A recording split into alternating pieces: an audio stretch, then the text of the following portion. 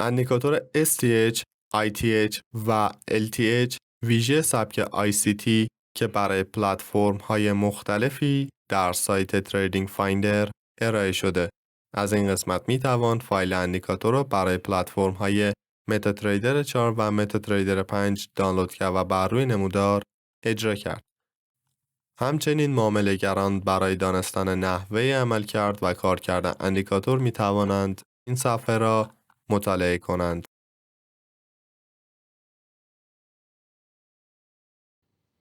از بخش نویگیتور فایل اندیکاتور را انتخاب می کنیم و با کشیدن فایل بر روی چارت اندیکاتور را اجرا می کنیم. فقط حتما توجه کنید که از بخش کامنت گزینه Allow DLL Import رو تیکش رو فعال کنید و بعد از اون گزینه تایید رو بزنید. با اجرا شدن اندیکاتور بر روی نمودار شروع به شناسایی سوینگ های بر روی چارت قیمت میکنه. اندیکاتور STH، ITH، LTH یک ابزار کاربردی و ویژه برای معامله‌گران سبک ICT هستش تا با استفاده از مفاهیم سبک ICT تحلیل‌های تخصصی تری بر روی نمودار داشته باشند.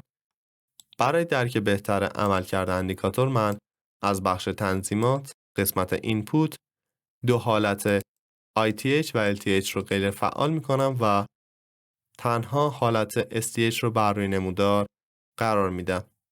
برای شناسایی STH اندیکاتور یک سوینگ یک رو شناسایی میکنه و برچسب STH یا شورت ترم های رو نمایش میده. سوینگ یک به معنی یک کندل در سمت راست و یک کندل در سمت چپ هست و کندل دوم به عنوان بالاترین قیمت و بیشترین قیمت بین دو کندل سمت راست و چپ خودش در نظر گرفته میشه و با برچسب STH نمایش داده میشه که در اینجا میتونید نمونه های مختلف سوینگ رو مشاهده کنید. حالت دوم حالت ITH هست که در اینجا فعالش میکنم.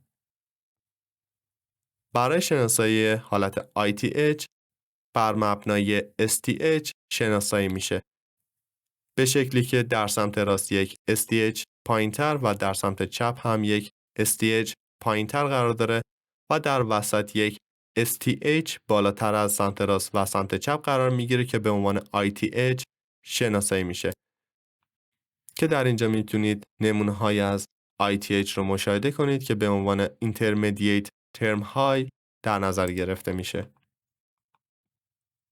و در آخر هم من حالت سوم رو فعال میکنم که حالت LTH هست که LTH یک ITH بین دو ITH دیگه هست و بالاترین ITH رو به عنوان LTH شناسایی میکنه که به عنوان یک Line Term High در نظر گرفته میشه.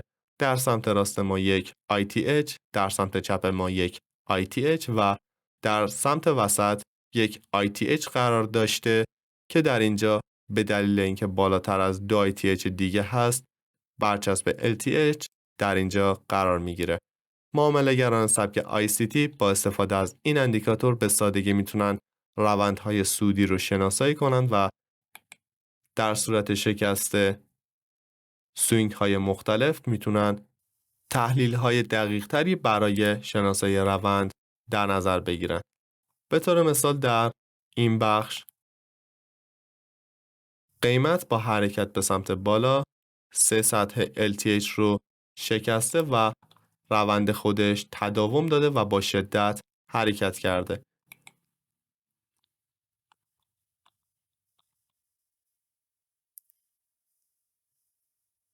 شکست سطوح سوینگ به معنی فشار خرید و تداوم حرکت سودی داخل مارکت هستش و معامله‌گران با استفاده از استراتژی شخصی میتونن به سادگی وارد معامله خرید بشن. و تنظیمات آخر هم مربوط به انتخاب رنگ برچسب ها به رنگ دلخواه هست که در این قسمت میتونید رنگ مورد نظر خودتون رو انتخاب کنید و در نهایت تایید رو بزنید.